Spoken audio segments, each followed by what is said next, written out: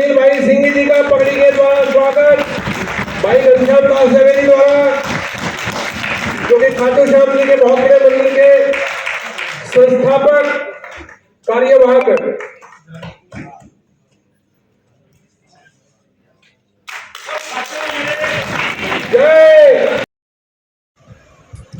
नई दिल्ली के NDMC convention centre में एक सम्मान समारोह और व्यापारी सम्मेलन कार्यक्रम का आयोजन किया गया,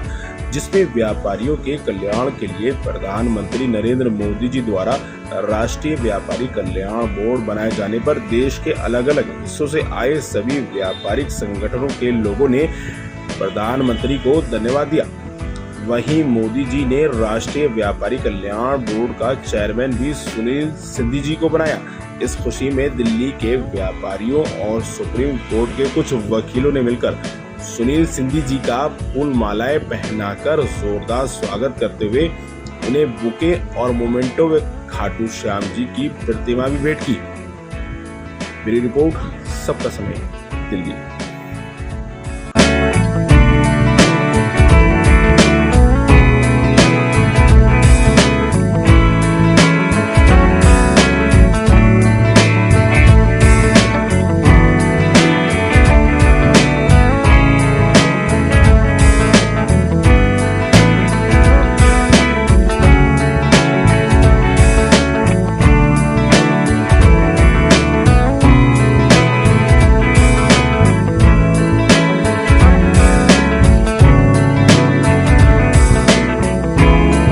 व्यापारियों के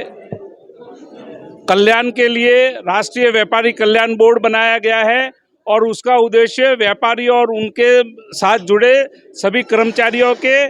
जीवन के उत्थान के लिए, उनके समस्या के समाधान के लिए, उनके कल्याण, जो अपने आप में कल्याण शब्द से जुड़ा हुआ है, वो मात्र कल्याणकारी योजना को लेकर उनकी जो भी बात है उसको आगे सरकार के समक्ष रखी जाएगी। और इसका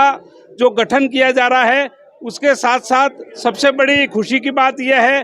कि भारत सरकार के द्वारा 3,000 रुपया हमारे छोटे व्यापारियों को पेंशन दी जाएगी। और उसके साथ एक सिस्टम बनाया जा रहा है कि वन विंडो लाइसेंस के माध्यम से जो व्यापारियों को परेशानी होती है, जो भी तकलीफें होती है, उसका निवारण और समाधान करने के लिए इस बोर्ड की रचना की गई है। और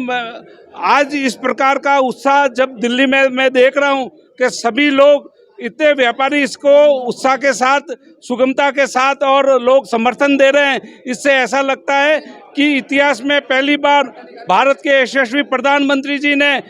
राष्ट्रीय व्यापारी कल्याण बोर्ड बनाकर व्यापारियों के हित के लिए, उनके परिवार के हित के लिए एक बहुत बड़ा निर्णय किया है। वो आज के इस कार्यक्रम से मैं कह सकता हूँ पूरे दिल्ली प्रदेश के व्यापारी पधारे थे और उन्होंने जिस भावना से सरकार के इस निर्णय का स्वागत किया है, ये अपने आप में एक बहुत बड़ा समर्थन दिखता है। एक पहली समस्या और समाधान के लिए व्यापारियों के लिए बना हुआ संगठन था, मैं उनका धन्यवाद करता हूं। और मैंने अपील की है कि ऐसे जितने भी संगठन हैं उनसे अपील की है कि अब राष्ट्रीय व्यापारी कल्याण बोर्ड भारत सरकार ने इसलिए बनाया है, आइए हम सब मिलकर संगठित होकर एक भारत श्रेष्ठ भारत के नारा को आगे बढ़ाते हुए सब व्यापारियों की समस्या के समाधान के लिए हम सब एक ही अम्ब्रेला के नीचे आके और इस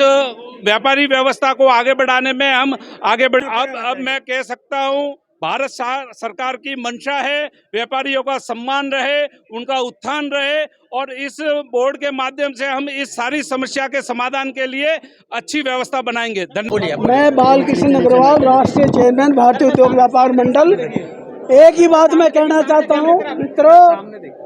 आज जो हमारे राष्ट्रीय चेयरमैन यहाँ आए हैं,